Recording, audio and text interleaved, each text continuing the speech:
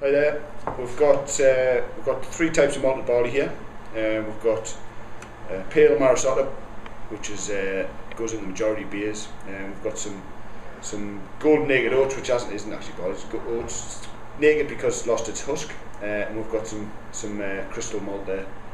These are component parts of a lot of our beers. We've also got the hops, which give the bitterness and the aroma to the finished product.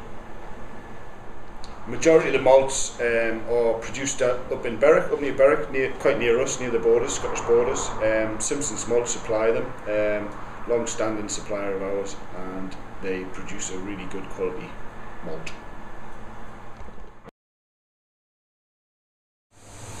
Introducing the first stage of the process, this is called mashing in, happens in the mash tun. Basically we combine the pale malted barley we talked about earlier, combine that with 65-degree water, and it sits in a bed here. What we do is basically percolate water through the bed of malted barley and basically draw off the sugar on the bottom, and this is now called wort. So it's the first stage of the process. Okay, the second stage, here we've got the wort we extracted earlier from the malted barley. We'll push it across into what we call the copper. In the copper we want to boil up the beer for about an hour.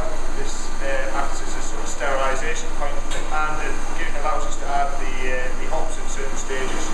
We add hops at the start of the boil for bitterness, and we add hops towards the end of the boil, which give the aroma and a lot of the flavour to the beer towards the end.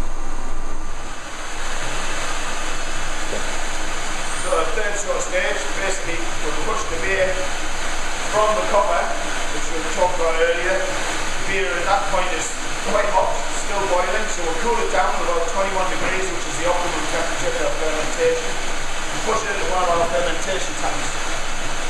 At this point now we pitch yeast into what's now just a sugary bitter liquid. We'll push yeast into that and leave it for, depending on the brew, 3 to 5 days, and in that time we're going to ferment down all the sugars and turn them into alcohol. The final stage, stage 4 as it were really, we'll push the beer from the fermenter, which we've cooled at that point now. We'll bring it across into this cold environment, and basically this is conditioning room. This is where we condition the beer, minimum 3 to 4 days, and what that allows the beer to do is it allows the flavours that we've combined in terms of the malt and the hops, those flavours to combine and give the finished effect on the beer, the finished flavour. So what we do is, basically, at this point now, we're going to cast the beer, which is what Lee's doing at the moment. Basically filling the casks on the floor. We add isinglass filings at this point, and what that has the effect of basically is a clarification process of basically removing the yeast and protein that's suspended in the beer, which makes it cloudy, and drawing out at the bottom of the cask in the pub and provide a nice clear pint for you to drink over the bar. Feel free to pull the beers yourselves if you want to get stuck in.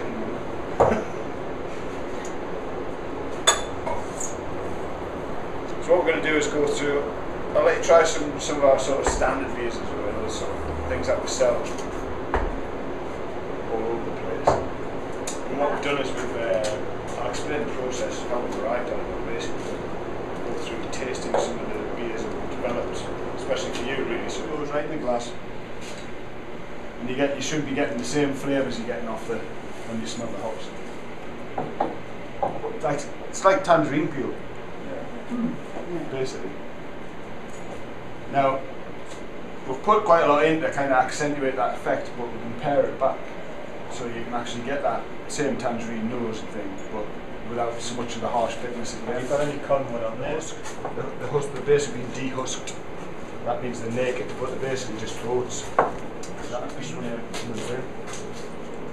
So they've almost like crystallised the sugars in the crystal to give it that. It's really sweet compared to normal. I mean, normal malts quite dry. So when you dry hop, do you infuse those in a cold beer or in just in a cold beer? In a cold beer, yeah. So it's finished beer, basically. So it'll be ready to serve, basically.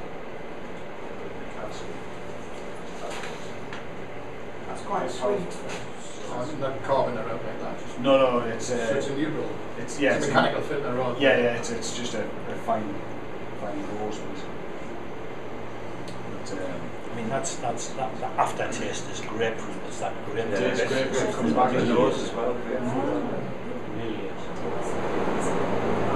So that's a crushing love which is like this. Just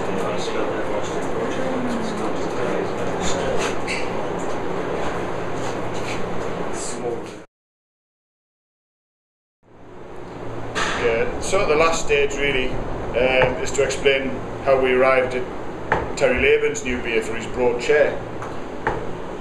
And basically we take the finished beer much like that, and we do something which is called dry hopping, which basically is adding whole leaf hops at the end of the process, much like this.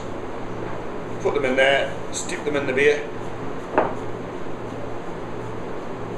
and leave it for quite a long time, and that has the effect of accentuating the characteristics of the hop in terms of aroma and flavour, and that gives you a really powerful combination, which is a good seller and a good pint.